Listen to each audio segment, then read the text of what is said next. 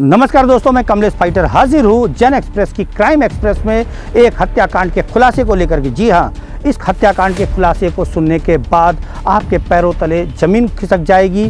कारण यह है कि अपने ही पति की हत्या करने के बाद बेवफा पत्नी ने कैसे समाज को और पुलिस को गुमराह किया था, ये दिखाएंगे हम जन एक्सप्रेस की क्राइम एक्सप्रेस में।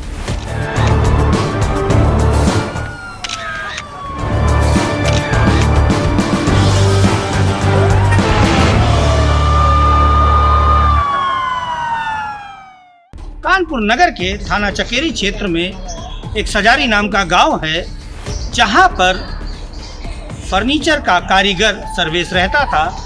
बीती 18 फरवरी को उसकी हत्या हो गई और हत्या करने के बाद शव को ठीक घर के पीछे ही फेंका गया था।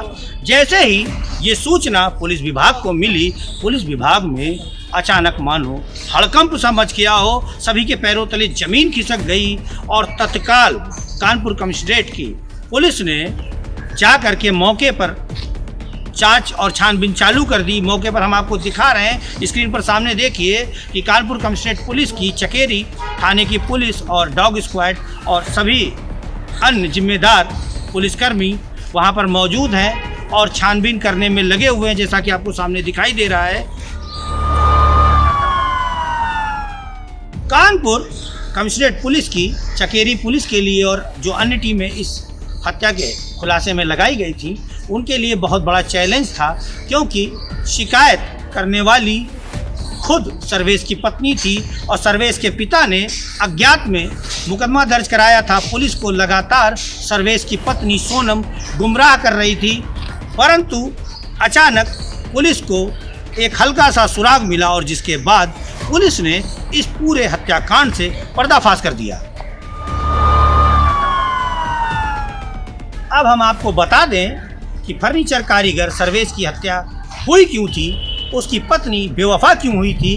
हम आपको बता दें कि सर्वेश का विवाह 6 वर्ष पूर्व सोनम से हुआ था। सर्वेश और सोनम से उत्पन्न उनकी 2 बेटियां भी हैं, जिनकी उम्र क्रमशः 6 व 7 वर्ष है। और हम आपको बता दें कि सर्वेश एक सीधा साधा व्यक्ति था, अपनी ज़िंदगी जी रहा था। उसे ये तो मालूम भी नहीं था कि बीती 18 फरवरी को उसकी हत्या हो जाएगी।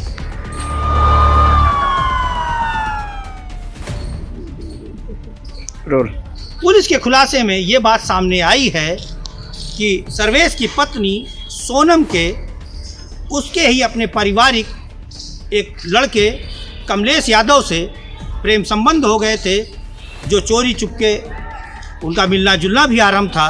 बीती 18 फरवरी को जब सोनम और कमलेश कमरे में अकेले थे, उस समय अचानक कहीं से सर्वेश आ धमका और उनका राज खुल गया। इन दोनों ने सोचा कि सर्वेश बतंगड़ ना बना दे, बवाल ना खड़ा कर दे। इन दोनों ने मिल करके निर्मम तरीके से गला घोंटकर सर्वेश की हत्या कर दी और पुलिस को चकमा देने के लिए, समाज को चकमा देने के लिए सर्वेश की बेवफा पत्नी ने उसके शव को पीछे फेंक दिया और फिर पुलिस को गुमराह करती रही। हम आपको बता दें, जहां पर सर्वेश के शव को फेंका गया था, वो उसके घर का पिछवाड़ा था और पुलिस को समझते देर न लगी कि कहीं ना कहीं सर्वेश की पत्नी का हाथ इसमें जरूर हो सकता है। इस मामले में पुलिस ने महज 72 घंटे में हत्याकांड का खुलासा कर दिया। कारण यह था कि सोनम और कमलेश के बीच जो नाजायज़ संबंध थे, अवैध संबंध थे, जो प्रेम प्रसंग चल रहा था, उसकी चर्चा पूरे गांव में आम थी। इसलिए पुलिस को भी ज़्यादा देर इस हत्याकांड से पर्दा उठाने में नहीं लगी।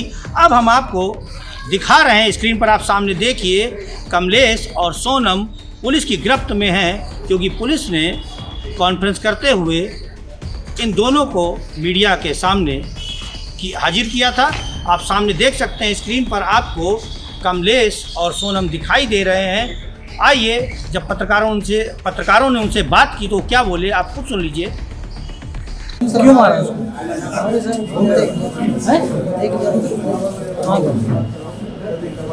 जिन्होंने उसको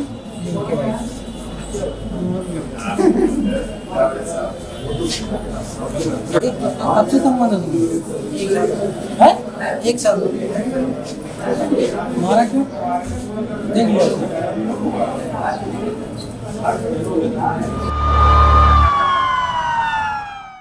एक बार फिर गौर से आप स्क्रीन पर देखिए इस कलयुगी बेवफा पत्नी को, जिसने खुद तो अपना जीवन नष्ट किया, अपने पति का भी जीवन नष्ट किया, उसके बाद अपनी 2 बच्चियां हैं उनका भी जीवन नष्ट किया, सर्वेश के माता पिता का भी जीवन नष्ट किया और साथ ही साथ अपने प्रेमी कमलेश का भी जीवन नष्ट किया है। बार बार आप देखिए, इसका चेहरा हम दिखा रहे हैं, ध्यान से पहचान लीजिए इस कलयुगी बेवफा पत्नी को। इस हत्याकांड के खुलासे को लेकर के कानपुर कमिश्नरेट पुलिस के डीसीपी पूर्वी ने क्या कुछ खुलासा किया है, आइए हम आपको दिखाते हैं सामने स्क्रीन पर। देखिए 18 और 19 की रात को थाना चकेरी में सजारी गांव में एक युवक की शव मिला था। इसमें सूचना सुबह 19 को मिली थी।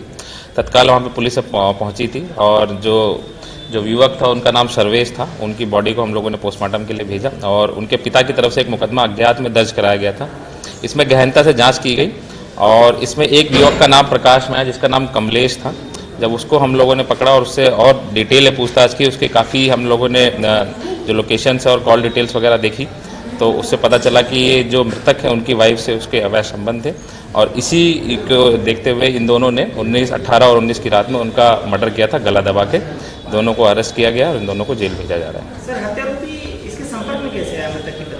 देखिए ये दोनों पहले से लगभग 6-7 साल से एक दूसरे को जानते हैं। जो मृतक की वाइफ है और जो जिसने मारा है कमलेश, ये दोनों पहले से जानते हैं। आपस में डिस्टेंट रिलेटिव भी हैं, तो ये दोनों पहले से संपर्क में ही थे और आसपास के क्षेत्र वाले के लोगों का भी ये कहना है कि ये घर में आता जाता रहता था, चूँकि ये रिश्तेदार था तो इनके रिलेशन थे और इसी को देखते हुए इन लोगों ने इस घटनाक्रम को अंजाम दिया है। नहीं, अभी तक तो ऐसा कोई आपराधिक इतिहास नहीं निकल गया है। जो कमलेश है वो केटरिंग का काम करता था और जो मृतक था वो उसका घर के पास में ही एक फर्नीचर की शॉप थी, उसमें काम करता था।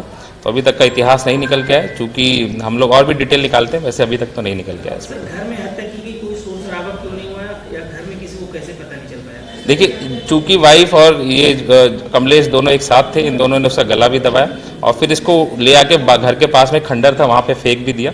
आवाज़ इसलिए नहीं आई क्योंकि घर के ऊपर इनका रूम अलग था, तो मुझे लग रहा है उस टाइम पे इन लोगों ने कंट्रोल कर लिया होगा और फिर बाद में जो बॉडी को वो खंडर के पास जाके फेंक दिया। तो आपने सुना डीसीपी पूर्वी ने क्या कुछ बताया। अब हम आपको बता दें, इस घटना का खुलासा करने के लिए पुलिस की कई टीमें लगी थी, परंतु इंस्पेक्टर चकेरी व उनकी टीम की इसमें खास भूमिका रही, जो 72 घंटे में ही इस घटना का सफल खुलासा हो गया। फिलहाल पुलिस ने सोनम और कमलेश को जेल भेज दिया है। अब यह दोनों अलग अलग बैरिकों में रह करके अपने पुराने दिन याद करेंगे। फिलहाल मैं कमलेश फाइटर विदा लेता हूं। हम मिलेंगे एक नए एपिसोड के साथ। तब तक आप हमारे YouTube चैनल जन एक्सप्रेस फाइटर जी कहिन को खुद भी सब्सक्राइब करें, औरों से भी सब्सक्राइब कराएं, क्योंकि जन एक्सप्रेस फाइटर जी कहिन में ही जन एक्सप्रेस की क्राइम एक्सप्रेस आती है और उसमें ऐसी ही बेवफा पत्नियों के खुलासे होते हैं। नमस्कार।